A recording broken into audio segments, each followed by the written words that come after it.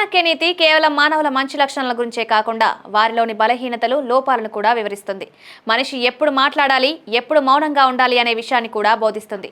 చాణక్య నీతిలో చెప్పిన విషయాలను క్షుణ్ణంగా అర్థం చేసుకున్న వ్యక్తి ఎలాంటి కష్టాన్నైనా సులభంగా ఎదుర్కోగలడు. ఎందుకంటే అతను మంచి చెడులను విశ్లేషించి సరైన నిర్ణయాలు తీసుకునే సామర్థ్యాన్ని పొందుతాడు. చాణక్యుడి నాలుకను అదుపులో ఉంచుకోవాలని, ప్రతి చోట మాట్లాడకూడదని సూచించాడు. కొన్ని సందర్భాల్లో మౌనంగా ఉండటమే ఉత్తమం అంటున్నారు. కొన్ని ప్రత్యేక ప్రదేశాల్లో మౌనంగా ఉండడం చాలా అవసరం. లేకపోతే మన పనులకు ఆటంకం కలుగుతుంది, నష్టం వాటిల్లే ప్రమాదం ఉంది. 4 ప్రదేశాల గురించి చాణక్యుడు చెప్పాడు. అక్కడ జ్ఞానులు ఎప్పుడూ మాట్లాడరు. ఎక్కడ గొడవలు, కొట్లాటలు జరుగుతాయో అక్కడ మౌనంగా ఉండాలి. కొంతమంది తనని అడగకపోయినా జోక్యం చేసుకుని సలహాలిస్తారు. అలాంటి వారికి చాణక్యుడు ఒక ముఖ్యమైన విషయం చెప్పాడు. ఎక్కడైనా పోరాటం జరుగుతుందో అక్కడ మౌనంగా ఉండండి. ఎవరైనా వచ్చి ఏదైనా చెప్తే తప్ప మీరే స్వయంగా మాట్లాడకండి. కొందరు వ్యక్తులు తమని తాము ఎక్కువగా పొగుడుకుంటూ ఉంటారు. అలాంటి ప్రదేశంలో మౌనంగా ఉండడమే మంచిది. అక్కడ మీరు ఏదైనా మాట్లాడితే మిమ్మల్ని అవమానించే అవకాశం ఉంది.